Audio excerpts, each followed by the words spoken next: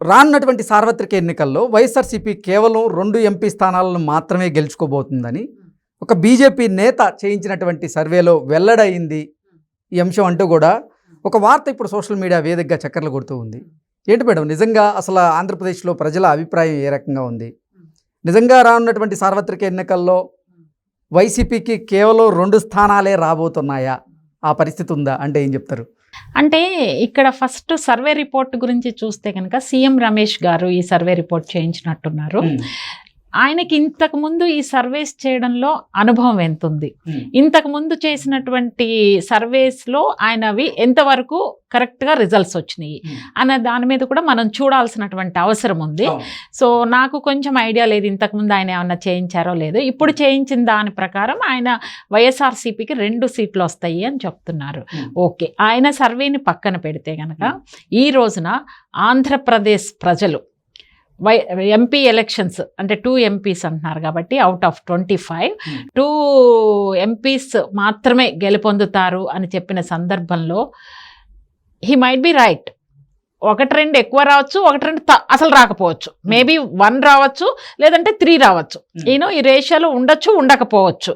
ఎందుకు నేను ఉండొచ్చు ఉండకపోవచ్చు జస్ట్ 1, 2, 3 చెప్తున్నానంటే వాళ్ళు ఈ రోజున ఓవరాల్గా ఎలా చేస్తారంటానండి, ప్రజలు అసెంబ్లీ ఎలక్షన్స్ అప్పుడు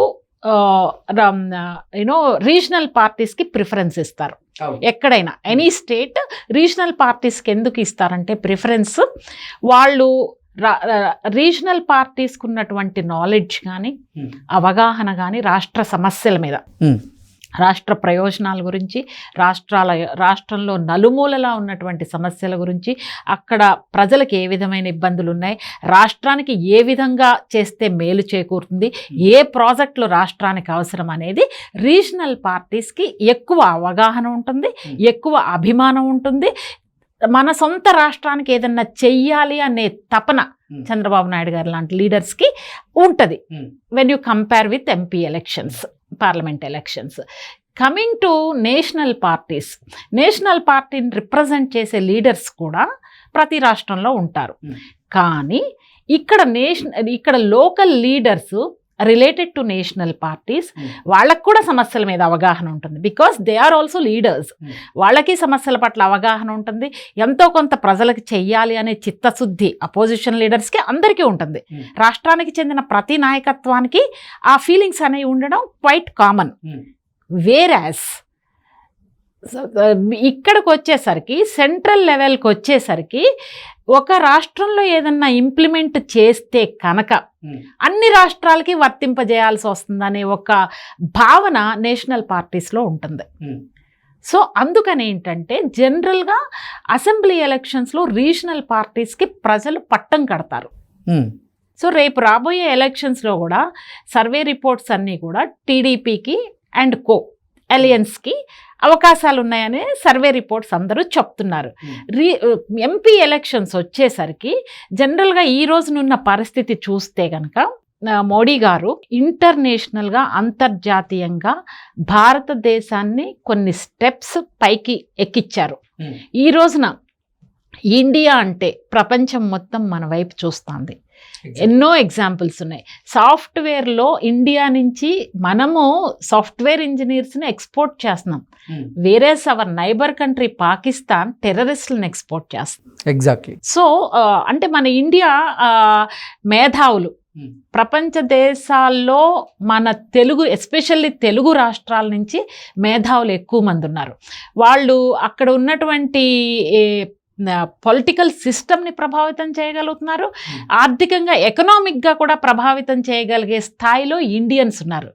that is the reason Modi గారు ఎక్కడికి వెళ్ళినా కూడా ఇండియన్ డయాస్పోరాకి వెళ్తే అపూర్వమైన స్పందన ఆయనకి లభిస్తుంది.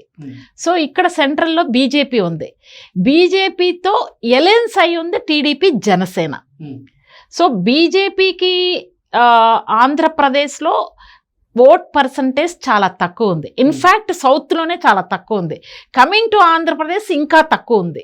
So they want to develop their vote share, వాళ్ళని ఓట్ షేర్ని పెంచుకోవాలనే ప్రాసెస్లో భాగంగా ఎలయన్స్ ఉండొచ్చు. బికాజ్ ఇక్కడ 2 రీజనల్ పార్టీస్లో TDP very strong, of course Janasena also slowly strong పార్టీగా మారింది ఇప్పుడు జనసేన కూడా.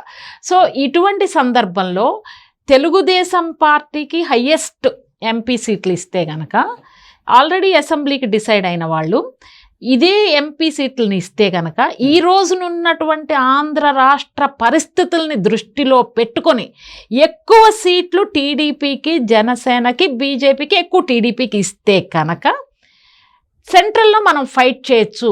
మన ఇష్యూస్ గురించి మనకున్న బలాన్ని బట్టి మనం వీ కెన్ డిమాండ్, మేము ఇంతమంది ఎంపీలని సపోర్ట్ ఇస్తాము, మీరు సపోర్ట్ ఇస్తే మాకు పోలవరంకి ఎన్ని నిధులు ఇస్తారు, లేకపోతే ఆంధ్రప్రదేశ్లో ఇష్యూస్ ఏమైతే ఉన్నాయో వాటిని అడ్రస్ చేసే విధంగా రైల్వే ప్రాజెక్ట్స్ కానీ, లేకపోతే విశాఖ ఉక్కు కానీ, ఈ సముద్ర తీరం వైపు ఉన్న అలా మొత్తం బిజినెస్ లైన్ ఉంది కోస్తా తీరం. సో ఇవన్నీ మనకి ఏవైతే ఉన్నాయో అవన్నీ ప్రస్తావించడానికి తెలుగుదేశం పార్టీకి ఎక్కువగా ఎంపీస్ ఇవ్వడానికి అవకాశం ఉంది. జనసేన, బీజేపీకి కూడా ప్రజలు డిసైడ్ చేస్తారు రేపు ఎన్ని సీట్లు ఎవరికి ఇస్తే మనకి ఏంటి లాభం. ఒకటి వాళ్ళు క్లియర్గా డిసైడ్ అయిపోయారండి. అసెంబ్లీ ఎలక్షన్స్, ఎంపీ ఎలక్షన్స్ వాళ్ళు ఇప్పుడు ఆలోచిస్తారు. పైన బీజేపీ, మోడీ గారు ఈ రోజున ఉక్రెయిన్ అండ్ రష్యా రెండు రాష్ట్రాలు మోడీ గారిని ఇన్వైట్ చేశారు పీస్ సెటిల్మెంట్ కోసం. ఈ రెండు కూడా ఇవన్నీ చాలా it's a very big subject అండి. ఎందుకు నేను చెప్తున్నానంటే ఉక్రెయిన్ రష్యా యుద్ధంలో కూడా చూస్తే మీరు మనం ఎలా అంటే బ్యాలెన్స్ చేయడం కత్తి మీద సాము ఎగ్జాక్ట్ మోడీ గారికి. ఎందుకంటే మనం we have to maintain relations with each and every country. At the same time ఒకళ్ళకి పాము వీడడం అంటే కర్రకిది సంథింగ్ ఏదో సామెత ఉంది కదా, అట్లా చేస్తున్న ప్రాసెస్లో ఈ ఉక్రెయిన్, రష్యా కానీ, ఇజ్రాయిల్, హమాస్ కానీ ఇవన్నీ జరుగుతున్న గొడవల్లో మనము స్టేబుల్గా ఉండాలి. యునైటెడ్ నేషన్స్లో జరిగే ఓటింగ్లో పాల్గొనకపోవడం, తటస్థంగా ఉండడం, at the same time our country interest protect చేసుకోవడం, ఇవన్నీ కూడా సక్సెస్ఫుల్గా చేసింది బీజేపీ గవర్నమెంట్, ఎస్పెషల్లీ మోడీ గారి గవర్నమెంట్. ఇవన్నీ ఈ రోజున ఆలోచిస్తారు.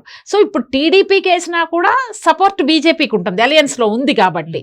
సో రాష్ట్రానికి కూడా ప్రయోజనాలు జరుగుతాయి అనే ప్రాసెస్లో భాగంగా టీడీపీకి అండ్ అలయన్స్కి రావడానికి అవకాశాలు ఉన్నాయి. వైఎస్ఆర్సీపీకి 1-2 వస్తాయని ఎందుకు చెప్తున్నానంటే, మీకు 23 సీట్లు ఇచ్చారు, రాజ్యసభతో వాళ్ళతో కలుపుకుంటే 30. మీరు ఇన్ని ఇచ్చినా కూడా ఏ రోజునన్నా ఈ పార్లమెంట్లో ఈ 5 ఏళ్ల నుంచి మీరు ఎప్పుడన్నా గట్టిగా ఫైట్ చేశారా? మాకు ఈ ఇష్యూస్ మీద లేవు, మాకు ఆంధ్రప్రదేశ్ గురించి మీరు బడ్జెట్లోనే పెట్టలేదు. మీరు బడ్జెట్లో పెట్టకపోతే ఫైట్ చేయాలి కదా, మీకు ఉంది కదా, నెంబర్ ఉంది కదా పార్లమెంట్లో. మీరు ఎప్పుడన్నా ఫైట్ చేశారా? బడ్జెట్లో పెట్టించాలి కదా. 25కి 25 ఎంపీ స్థానాలు నాకు ఇవ్వండి, నేను కేంద్రం మెడలు ఉంచుతా అని చెప్పిన జగన్మోహన్ రెడ్డి ఏమని మెడలు ఉంచుతాను, నేను ప్రత్యేక హోదా తీసుకొస్తానన్నారు. అసలు ఒక్క రోజు గెలిచిన తర్వాత ప్రత్యేక హోదా గురించి మాట్లాడారండి? ఎందుకు? అండ్ వైఎస్ఆర్సీపీకి మళ్ళా 23 ఎంపీలు ఇస్తేనే ఏమీ పోయాడు ఆయన, రేపు ఇచ్చినా కూడా